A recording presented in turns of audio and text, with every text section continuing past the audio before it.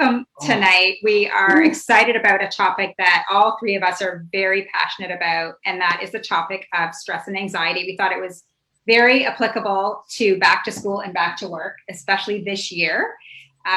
We've definitely seen a lot of the negative impacts that stress and anxiety can have on people in the office. And so we're going to be sharing some strategies to address stress. But what we wanted to do first is talk a little bit about first what it is and how it shows up in your body, because you might be surprised in some ways, because really, like, most of us don't generally feel stress. Like maybe we do at moments this year, like when you're watching the news, or if you hear bad news, or when you can't think of something to say. I was waiting for him to interrupt me, so I wasn't even ready. Geez, that doesn't induce stress in myself, but I know as an osteopath, you may not feel stress itself, but I know that as an osteopathic practitioner, we can actually feel stress in your body. So even though you may not be feeling it or acknowledging it, it's there. One of the things I always find funny is when patients say, "Oh, I get stressed. I carry all this tension in my traps," but it's systemic. So one of the symptoms is you're feeling it here, but it's throughout your entire being. You can't just under stress have one muscle tighten. That's like, if you do, that's unbelievable muscular control that you can generate it into just one muscle. Or my jaw is tight, I'm grinding. Yeah, you're grinding your teeth, but it's a symptom of an overall systemic problem that we're not either wanting to be aware of, or we're just focusing on our bite plate. That I had one patient tell me their doctor said it was just a chew toy when you're stressed, because that's all you do is you just grind it down overnight, and that's all it becomes. Yeah, and that's chronic stress. And that's the thing, like, chronic stress is a problem. And we'll talk about what systems it affects in a second. But when stress can be good in the short term, because what it does is it increases cortisol really fast, and actually secretes hormones that help your body produce white blood cells, which is important for fighting off infection. So it's good in the short term. The problem is that most of our stress is chronic, and that means that your body never has time to really recover, and it actually impacts the immune system negatively. So if you haven't watched our first talk, make sure you go back and watch last week's talk on the immune system, and you'll see that connection there. But what it also does is when you're under stress chronically, it impacts your digestive system and your hormone system. But we're going to talk mostly about your digestive system today, because we're seeing a lot of that, aren't we, Karina? And that's why we wanted to have Karina here, because she sees it firsthand in what she does. So let's take a step back, just introduce ourselves really quickly. And we thought it would be fun to kind of all come at this topic from our own lens. So as you know, I'm a holistic nutritionist, and I'm also a yoga teacher. I am an osteopath and athletic therapist. Yes, and I'm a nutritionist and a live blood cell analyst. Great. And so we all see stress in different ways, but we definitely all take a holistic approach to helping you get better. So let's talk about some symptoms that we see, you guys. Like Dave talked about tight muscles, right? So that's a really common thing that he sees. Some of the things that I see is fatigue, right? Waking up and you never really feel rested, or sometimes you get that crash at 3 p.m. Or even a symptom of stress, chronic stress, is where you get a second wind in the evening. It feels like you all of a sudden have this boost of energy at night. And that can be a bit of an indication that stress is sort of taken hold and it's a bit more chronic. What else? Do you want to hop in, Karina? Yeah, sure. I mean, the way I see it in my clients at the clinic is, I would say probably 99% of the people I've seen lately, and this is a general thing, but lately I've seen more and more people coming in with these disorders. Acid reflux. Yeah.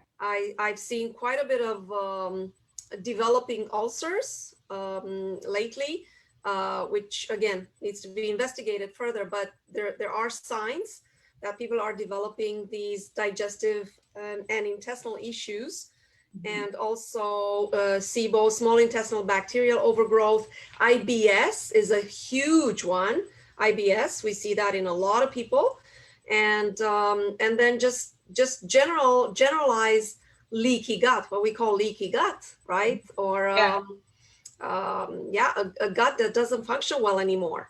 Yeah, exactly. And even physically, you can see it. A lot of people who are stressed do gain weight around their middle. And so again, it's that gut area. It's all connected, right? And this could have a damaging long-term effect, like having a bigger gut. And there's like a gut or a hip to waist ratio that you can just calculate on your own to see where you're sitting there. But that can lead to cardiovascular disease later in life, to diabetes, and even to dementia. And so this is something definitely you want to get ahead of now. And, at the clinic, we like to take a more holistic, complementary approach. So instead of jumping right to medications and pharmaceuticals, we like to see what can we do naturally first to get to the root cause of this issue before we jump to medication. And that's what we like to talk about today. Yeah. And just some other symptoms too, things that we see osteopathically, like Karina was saying, talking about acid reflux. Yeah. In osteopathically, acid reflux can be postural also because people don't breathe. So you see weight gain around the middle is one thing you can see with some people who are stressed, but also how they breathe. A lot of people end up having more tension through the sides of the neck, and you can see this sinew where everything becomes tight because people are breathing with their necks. People forget how to sit up. They're breathing with their necks. Yeah, because they don't breathe their diaphragm anymore because so it's the tougher part of they're stress breathing. So when you're stress breathing, really shallow. You're shallow breathing, but you're using your neck to elevate your ribs to actually help you to breathe. And then if that happens, then it creates tension on the diaphragm, which can affect the esophagus. And then the upper back stops moving, and the innervation for the stomach and the inferior esophageal sphincter stops working, and then you get more acid coming up into the esophagus. Yeah. There's just funny. I was talking to someone today about hernias and that link to digestion.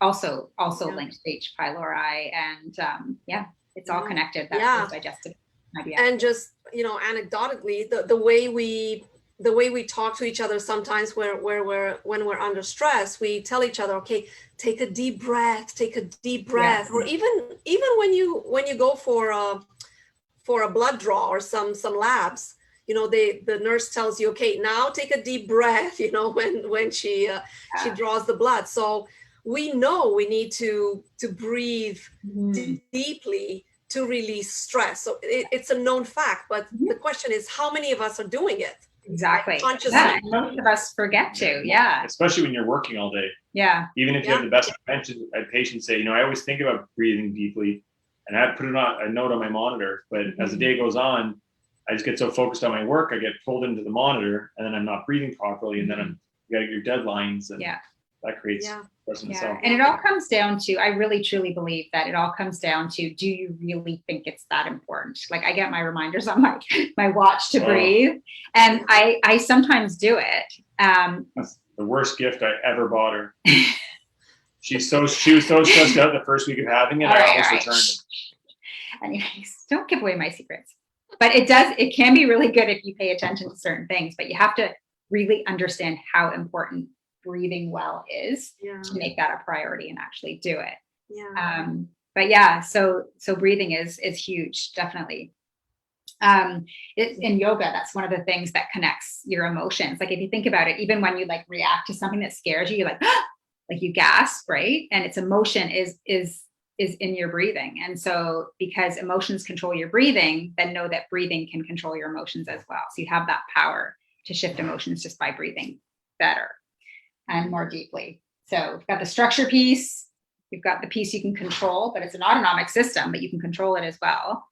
And then we've got our imbalances through digestion. So, why don't we take a look at some pictures, Karina, and we'll kind of start to talk about some of the things that happen in digestion. So we do know that when you're stressed, cortisol is released, and cortisol is a really important hormone because it reduces inflammation. That's one of its jobs. And so think about it. If your body gets tired of shooting out cortisol all the time, it's less effective at bringing pain levels down, right? So that's kind of one way it impacts the body. Definitely. But it also impacts hydrochloric acid. So hydrochloric acid is so important in your stomach to break down the food that you're eating.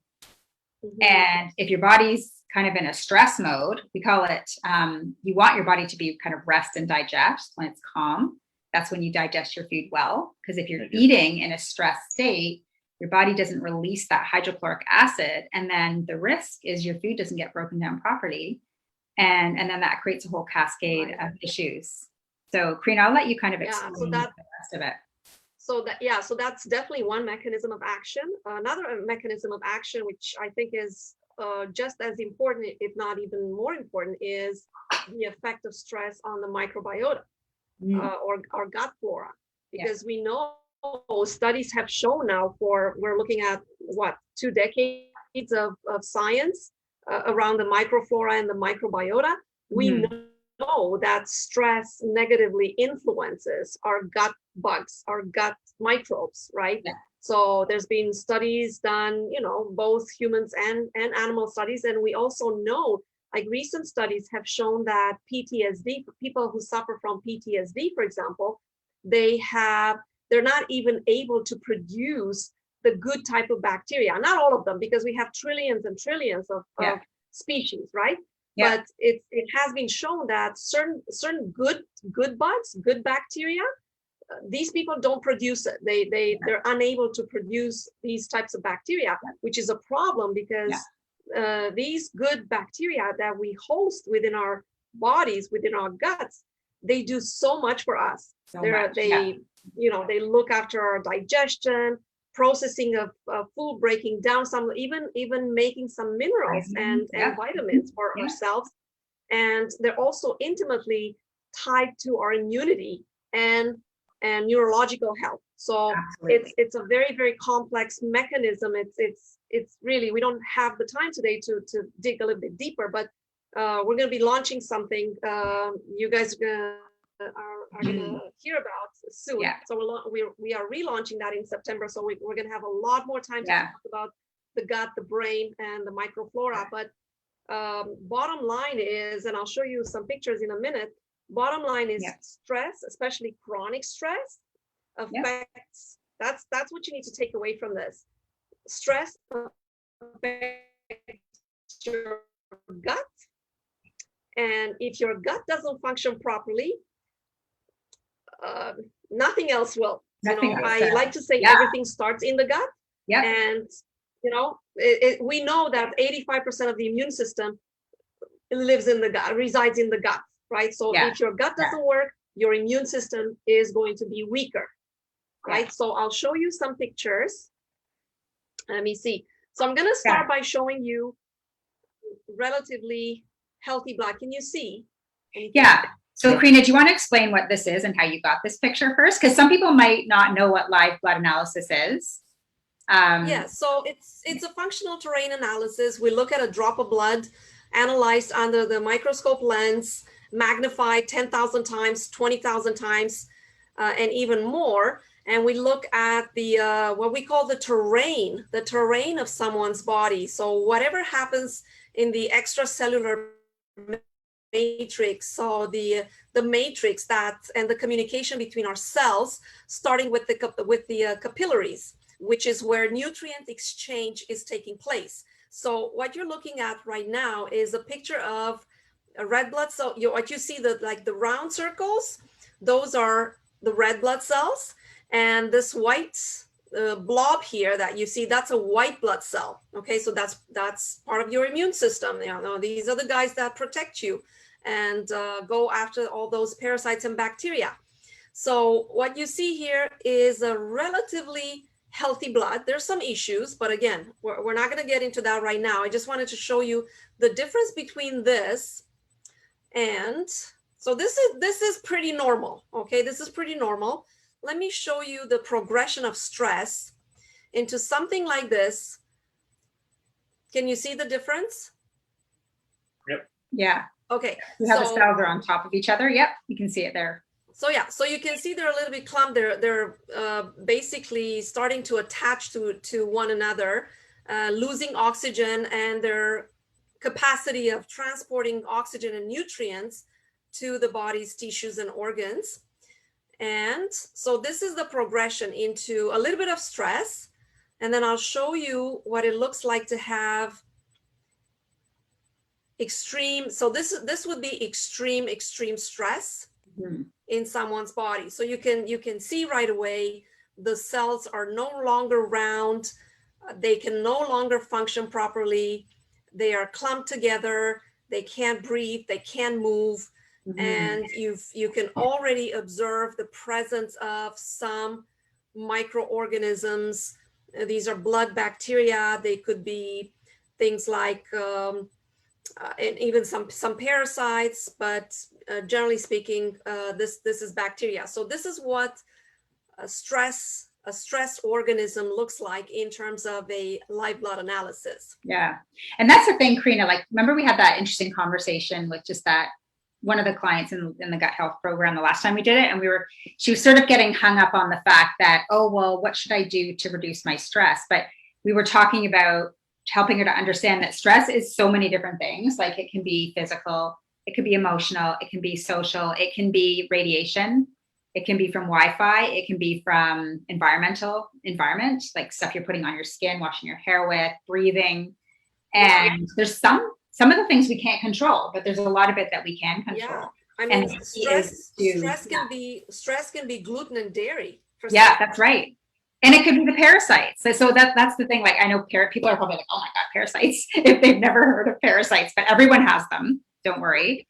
But it just becomes a problem when they start to outnumber, when they start to overgrow in your gut, and that can create fatigue. That can create like other symptoms, Karina, like itchiness and all sorts of things. Yes. And yeah, the key is to sort of address that quickly, because otherwise it can lead to other issues down the road.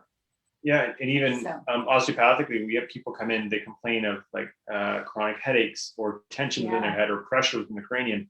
And it's interesting because the dura that surrounds the entire brain and spinal cord actually attaches to the limbic system of the brain. So it's interesting. What I used to see prior to the pandemic was I would find people where the cranium, because the cranium actually, through craniosacral mechanics, all the sutures of the cranium open and close due to fluctuation of cerebrospinal fluid in the cranium. When person's under chronic stress, it's almost like that dura ratchets down, and then I would find their cranium didn't move, and it was mostly at Easter or Thanksgiving, Christmas, and Easter. When I always said, when the liquor lines at the store, the lines at the liquor store get really long, people's craniums are really tight because they know they're to spend time with family. Oh my God, they're eating too much sugar. Well, no, it's drinking before too that. much alcohol. It's before, because they know they're going to be stressed, so they're compensating. The anticipation of the stress. Of family. But they'd be completely restricted. And I put my hands on their head and it was like rock. They were like rock. But now through this whole pandemic, I'm noticing it all the time. And also when their sympathetic nervous system is really, really, really hot, is under a lot of stress. When I put my hands on patients, I can feel them vibrating. Like, you feel it's like an electrical current through their system, because they're just like this. They're not physically moving, but their system is so wired that I can barely touch them before I can calm their nervous system down enough to actually get in and work on them. And you can't heal there. Like, you cannot heal when you're in the sympathetic state, right? No, it's about getting down to when your parasympathetic state is governing you most of the time, and that's where the healing starts to happen. And you may have heard of like heart rate variability. That's kind of like a more like trendy measure that they're finding shows how strong your parasympathetic system is. And really that just measures your kind of resilience, like your ability to bounce back from something, like if you were to get sick, or if you were to even like sustain a concussion, right? We see that a lot, right? If people go into a concussion like super stressed out, they take a long time healing. And so that heart rate variability is a really neat measure. So if you wanted to kind of do more digging into that, we do have a blog on that I can share later. But yeah, so it's neat because the live blood just gives you the ability to see it in your body. And there's something very powerful when you just see it, right? Instead of just someone telling you symptoms, that doesn't always relate as much. But when you see it on the screen, you guys, it is so interesting. You can see where you're at. And Karina will work with people and see it shift, like even in weeks. Like sometimes she'll have someone back in 2 weeks, 3 weeks, and you'll see change. Even with something as simple as drinking water, right?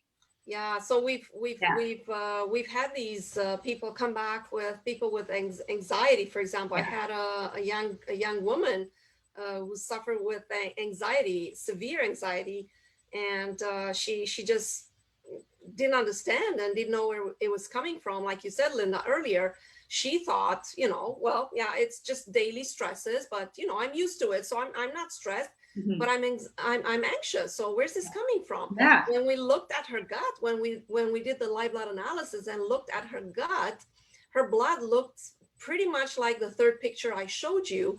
So obviously she was not absorbing properly. Her microflora was completely imbalanced, which is something we also call dysbiosis, which we can talk more about in the future. But basically, we did some interventions, some gut interventions with a probiotic and some, gut healing foods, which we can talk about. But I think she came back in 4 weeks, 3 to 4 weeks, and her mother was super happy. The girl no longer has anxiety. So this young woman, she seems to be doing fine. She hadn't had an episode in 4 weeks. Oh, that's awesome. That's amazing. Yeah, they were very, very happy about it.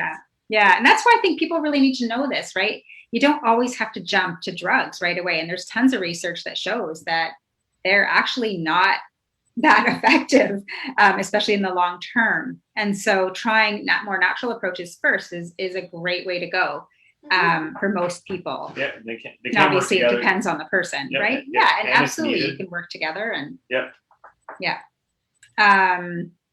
so anyways, anything else you want to share, Karina?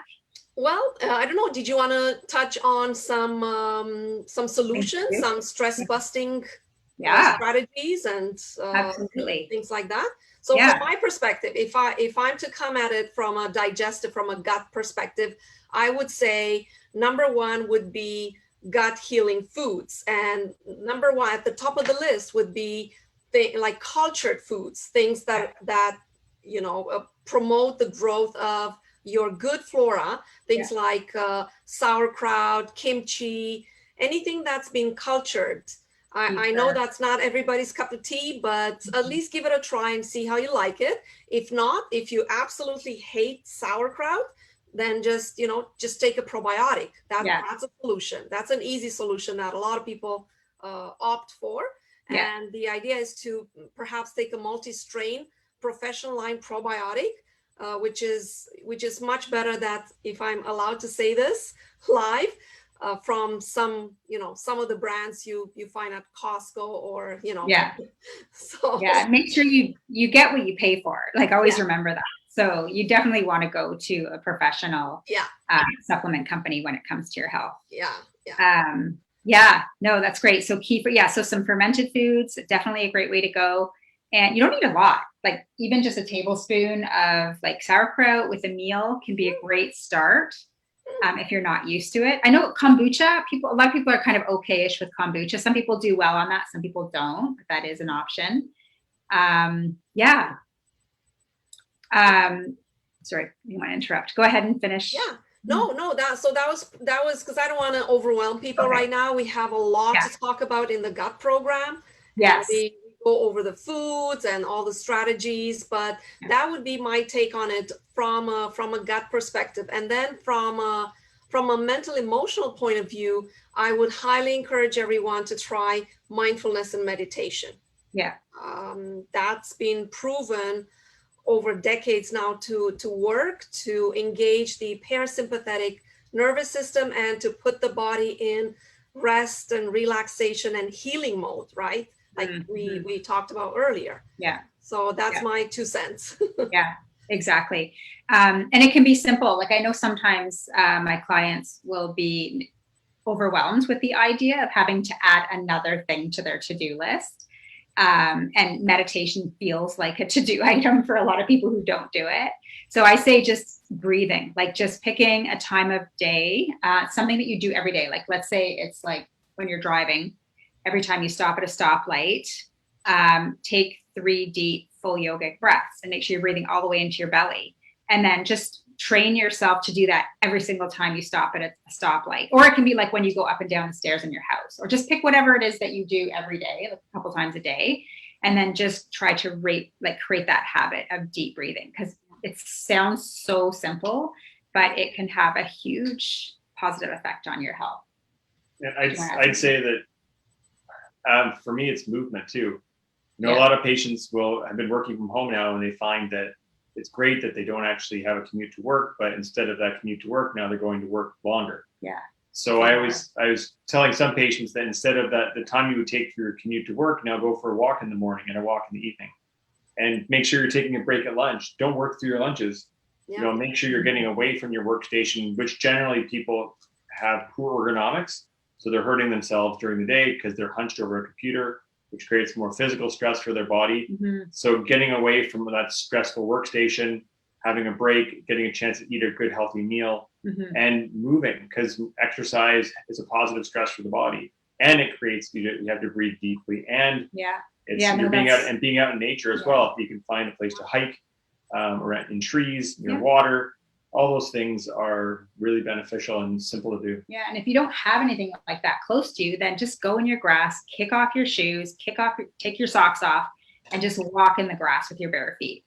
Called grounding, and basically it's a great way to connect and just feel more grounded. That was in Die Hard. Oh. That after a long, it was right at the beginning of Die Hard. The guy says you got to take your socks off and you just walk around on the carpet. Yeah, you got to walk around on the grass or stone or just anything, like walk through the earth.